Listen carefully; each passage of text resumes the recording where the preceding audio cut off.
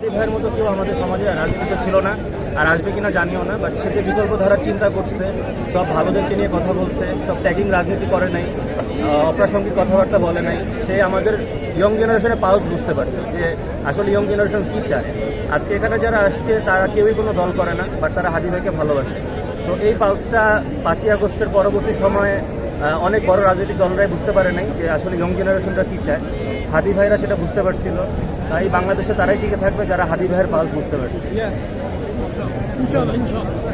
আমরা দেশকে অন্যের সাংস্কৃতিক গুলামে পরিণত করতে চায় আমাদের জনগোষ্ঠীকে।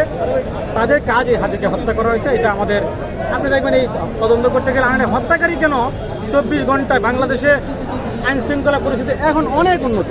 বিগত সময়গুলোতে আমরা দেখেছি একটা আসামি পালিয়ে গেল, গুলি করলো, রাজপথে শ্যুট করলো, মোটরসাইকেল দিয়ে আসে পালিয়ে গেল। আমরা মনে করি এখানে আমাদের বাংলাদেশে আইন শৃঙ্খলা পরিস্থিতি যারা নিয়ন্ত্রণ করেছে এত সময়, এবং অন্য দেশের এজেন্টরাও এদেশের আইন শৃঙ্খলাতে ঢুকে আছে, তারা এই খুনিকে পালিয়ে যেতে সহযোগিতা করেছে আমরা মনে করি।